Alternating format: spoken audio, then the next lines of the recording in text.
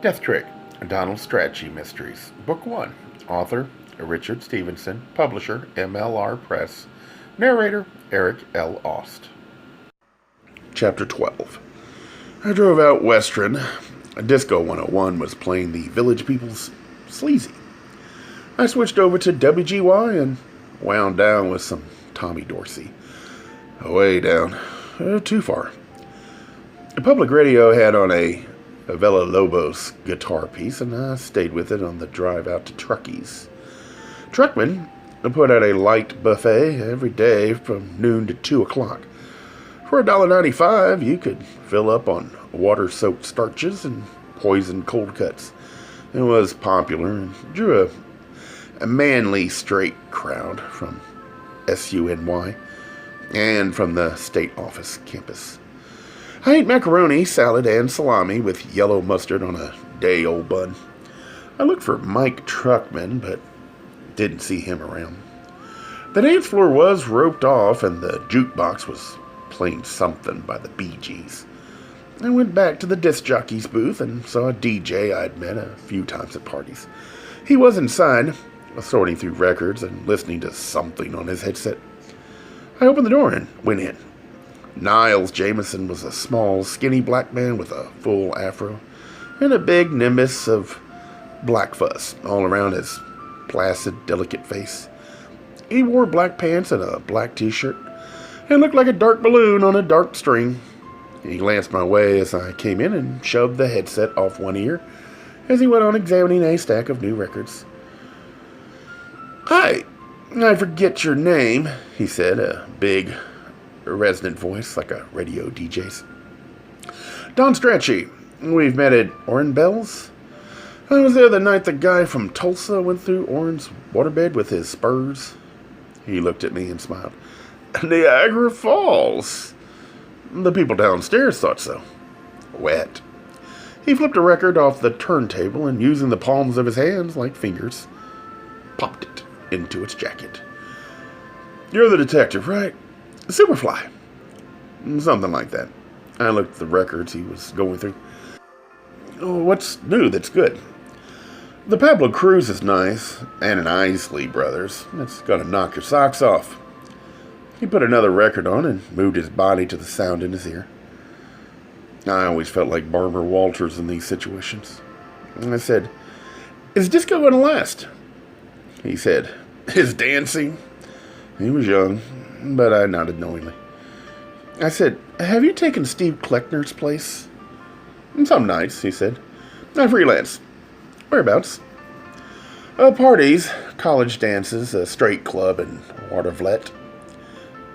"Whoever'll hire me." "You knew Kleckner, didn't you?" "He changed records, yeah. I knew Steve. He set me up with Truckman. The DJs all help each other out, mostly.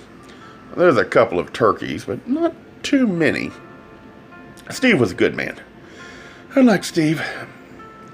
I heard he was depressed about something a couple of weeks before he was killed.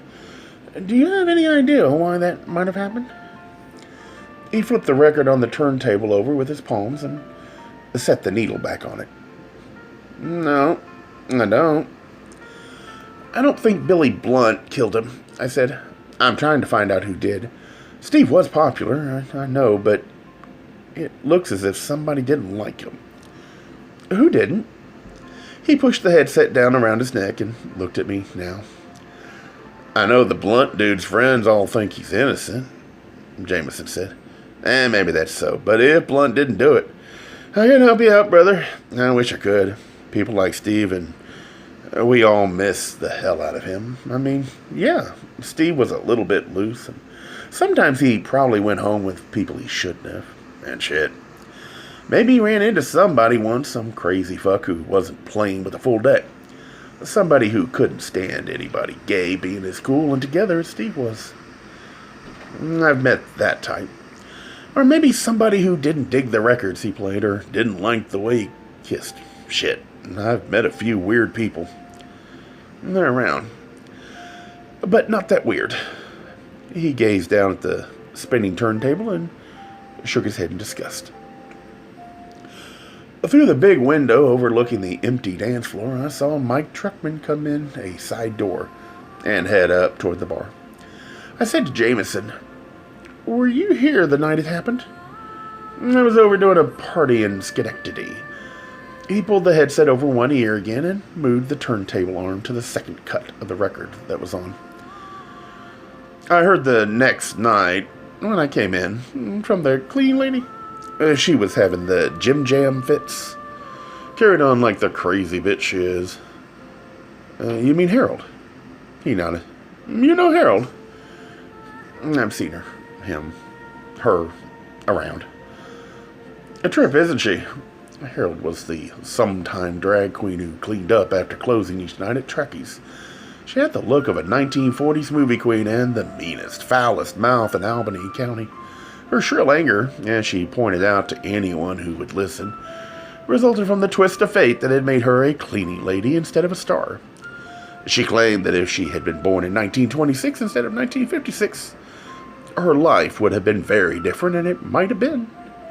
With peace of mind, or enough Valium in her, Harold could have been some other studio's answer to Rita Hayworth, or at least Virginia Mayo. Jameson said, "I'd seen Harold freak out before, but nothing like that day. I mean, it really got to her. In fact, she said she'd seen it coming. She knew something bad was coming down with Steve. She started screaming and throwing things around, and finally, Mike had to hustle her out of here. Mike was sauced up even more than usual, and we were all down, and Harold was just making it worse." "Mike has a bad drinking problem, doesn't he?" "Yeah, especially since summer. It's gotten worse. It's a shame. Mike's a good man. Floyd, the doorman, is pretty much running the place now." "Does Mike have blackouts when he can't remember where he's been and what he's done?" "Could be. I wouldn't know about that." "What's Harold, the cleaning lady's last name?" "Steiner." "Where does she live?" "Pine Hills somewhere. Floyd's not here, but Mike could tell you, if you catch him sober." "You're going to visit Harold?" He raised his eyebrows and grinned. "I think so," I said. "You watch out now. That bitch is man crazy. Came in here one night after closing and wanted to do me on that stool over there." "I'll be careful," I said. "We'll chat through her keyhole." "Yeah, well, don't get too close or she'll do you right through the keyhole." He started to change the record, then looked back at me. "No offense." I said, "I'm reasonably secure." "I bet you are." "Games, I like them once in a while, though not so much just after lunch." I left Jameson and went looking for Mike Truckman. I found him in his office going through invoices and looking as if the papers in front of him were atrocity reports from Amnesty International. Alongside the papers were a glass and bottle. "Don." "Hey, Don. Nice to see you. How you making out with the Blunt kid? Have a drink." I slid up onto the Molson crates. "I've got some ideas," I said. "Another week or so, and I think I'll have him back here." "Oh, yeah? Where is he at?" "West of Utica." "Syracuse?" "Further. Meanwhile, I still don't think Blunt did it. I'm working on who did. Any more ideas since I saw you last?" He stuck his lips out and slowly shook his head. The puffed flesh around his eyes was the color of dirty snow, and his hair stuck out in yellow-white clumps. One hand lay on his telephone as if he might need to grasp it for leverage or support. The telephone gave half a ring before the hand snatched it up. "Truckies." "Hello. A friend of yours is here right this minute?" He looked at me and mouthed Timmy's name. "Sure thing. I'll tell him." "Right. Oh, yes. Swell. Oh, sure. Sure. As always. 100. No, 200. Who do I make it out to?" "Sure thing, Tim. I'll send the check along with Don here." "Right. Okay, kids. See you then." He hung up. Your pal Timothy says to tell you he'll be at the Alliance meeting tonight. They're setting up a legal defense fund for the people arrested at the Rat's Nest. Nordstrom is handling his own suit, but the Alliance is going to help the customers who were busted for buggery. Whatever the fuck it was. Here, he scrawled out a check. Things are tight right now, but not so tight I can't help fight a fuckload over. Like this one. As always, he raised a glass and saluted. I folded the check and put it in my wallet. Did Timmy mention whether the other bar owners are helping out? He didn't say. He probably called me first so he could let those other tight asses know I gave. For what that'll be worth. You know, don't we? They're only out for themselves. Even the gay bastards. Especially the gay owners. They're so goddamn chintzy. And they won't part with a nickel unless they can figure a way to get a dime back on it. I don't know whether they see the movement as competition or what. But they're killing themselves. It'll all come back on them. I doubt that, I said. 80% of the homosexuals in this country would patronize Anita Bryant's place if she had a hot dance floor and sold drinks, 2 for 1, on Friday night.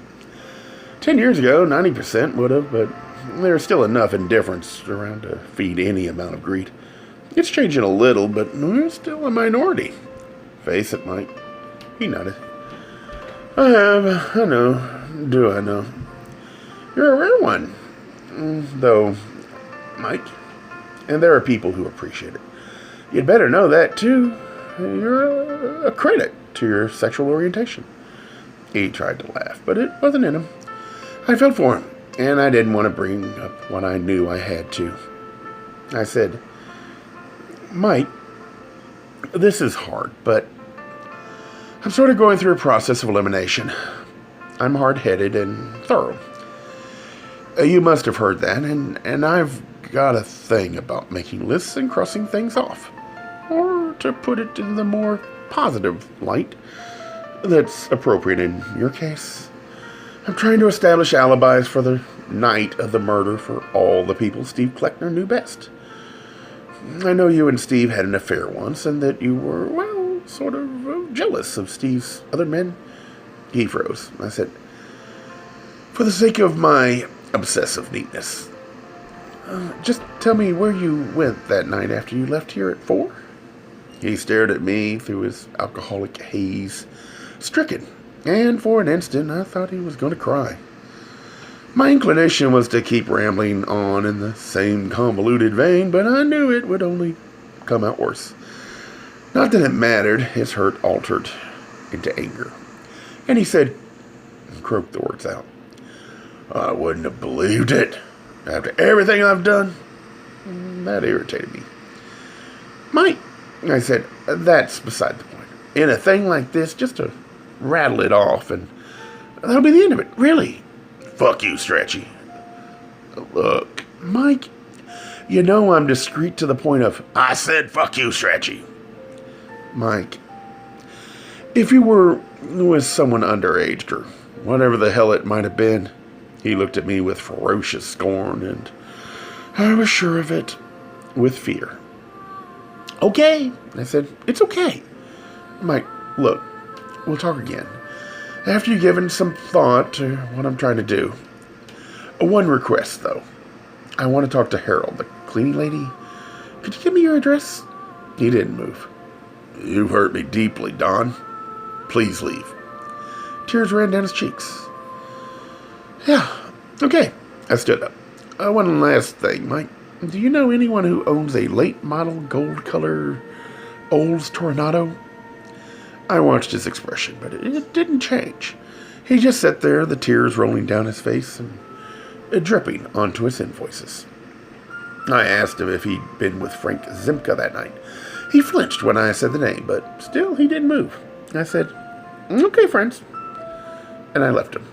I got Harold the cleaning lady's address from one of the bartenders and drove back down Western into town.